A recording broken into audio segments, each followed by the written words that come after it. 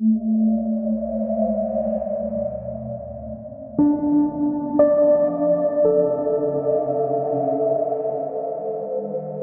datang kembali di video North in the Wood. Kebetulan karena gue ada di hutan Kalimantan dan di belakang gue sungai, gue mau bahas salah satu makhluk kriptid yang asalnya dari sungai, tapi dia reptil, yaitu anaconda raksasa. Anaconda terdiri dari 4 spesies yang dikenal, yaitu anaconda hijau, yang merupakan spesies terbesar dan paling terkenal, yang dapat tumbuh lebih dari 9 meter dan berat lebih dari 200 kilogram. Habitat hewan ini ada di Amazon dan Orinoco di Amerika Selatan. Selanjutnya ada anaconda kuning, yang lebih kecil dibandingkan anaconda hijau. Biasanya ukuran panjang tubuhnya mencapai 3-4 meter. Ular ini berwarna kuning dengan pola hitam di sekujur tubuhnya dan ditemukan di Paraguay, Brazil, Bolivia, dan Argentina. Selanjutnya ada anaconda gelap. Spesies ini langka dan sangat sedikit diketahui. Habitatnya terbatas di bagian timur laut Amerika Selatan, terutama di Guyana dan Suriname. Dan spesies anaconda terakhir adalah anaconda Bolivia. Ditemukan di Bolivia dan sering dianggap sebagai hibrida antara anaconda hijau dan kuning. Hewan ini baru dikonfirmasi sebagai spesies tersendiri pada tahun 2002. Jadi, ada 4 spesies anaconda yang telah diidentifikasi secara ilmiah. Anaconda terbesar yang tercatat adalah anaconda hijau sepanjang 8,43 meter dan dengan berat sekitar 223 kilogram. Anaconda besar ini ditemukan oleh Dr. Jesus Antonio Rivas, seorang ahli biologi dan herpetologis yang dikenal karena penelitiannya tentang anaconda. Nah, sedangkan yang gue mau ceritain di video ini adalah legenda tentang anaconda raksasa yang orang-orang sebut dengan nama Tsuchuriju gigante. Seekor ular anaconda yang dikatakan memiliki panjang lebih dari 30 meter dan cukup kuat untuk menelan manusia, bulat-bulat, atau bahkan perahu kecil sekalipun. Salah satu laporan paling terkenal datang dari Kolonel Percy Fawcett, seorang penjelajah Inggris yang melakukan ekspedisi ke Amazon pada tahun 1907. Fawcett mengklaim bahwa ia dan timnya telah melihat anaconda sepanjang 18 meter dan bahkan menembaknya. Namun, karena ukurannya yang sangat besar, mereka tidak dapat membawa bangkai anaconda tersebut sebagai bukti. Laporan ini menjadi salah satu catatan awal tentang kemungkinan keberadaan anaconda raksasa di hutan hujan Amazon. Selain laporan dari penjelajah tersebut, para penduduk lokal sering mengatakan kalau memang di dalam hutan Amazon itu ada anaconda raksasa. Dan mereka ketika melihat para peneliti dari luar negeri, bule-bule itu, bilang, "Woi, gue tadi nangkep anaconda ukuran 8 meter, 9 meter."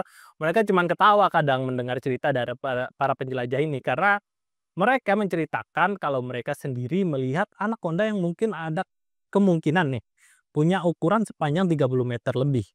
Jadi mengingat ukurannya yang sangat besar, kemungkinan untuk anaconda raksasa ini hidup di dalam sungai itu sangat besar ya. Karena kalau ukurannya yang sampai 30 meter itu, dia hidup di darat kayaknya nggak mungkin.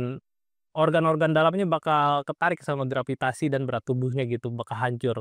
Tapi kalau dia hidup sebagai binatang air, bisa jadi. Karena ya binatang-binatang besar kebanyakan kan hidup di air kayak paus biru, megalodon. Dan yang menarik ada penelitian di tahun 2016. Sebuah tim konstruksi dari Altamira, Brazil, mengklaim menemukan seekor anaconda yang memiliki panjang sekitar 10-15 meter dengan berat mencapai 400 kilogram.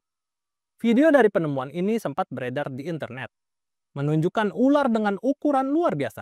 Namun, klaim mengenai panjang sebenarnya dari ular ini masih diperdebatkan oleh para ahli, mengingat tidak ada pengukuran ilmiah yang dilakukan secara resmi. Selain itu, Paul Rosoli, seorang penulis dan penggiat konservasi, juga memiliki pengalaman pribadi dengan anaconda raksasa. Dalam salah satu ekspedisinya, ia menemukan seekor anaconda yang diperkirakan memiliki panjang 7 hingga 8 meter.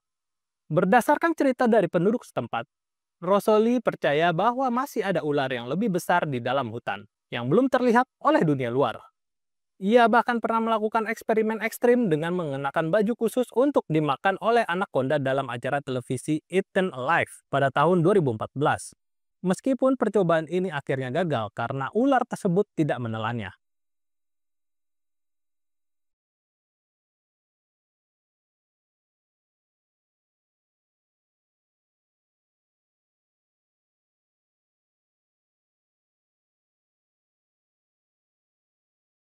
Para ilmuwan yang mempelajari anaconda hijau, yang merupakan spesies anaconda terbesar, sejauh ini belum menemukan bukti tentang individu yang melebihi panjang 9-10 meter. Meskipun begitu, potensi keberadaan anaconda yang lebih besar tetap menjadi topik yang menarik untuk diteliti, mengingat luasnya wilayah Amazon yang masih belum sepenuhnya dijelajahi.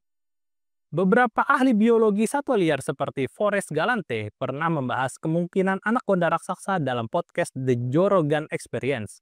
So What are it's your sort of thoughts different. on giant anacondas? Like, because there's Oh, boy. always been this thing about enormous anacondas that live in the rainforest. So, yeah, there's fascinating. So I love anacondas. I believe, and I've got a colleague, Brian Fry, in Australia, actually, and he has a similar belief that there are 30-foot anacondas.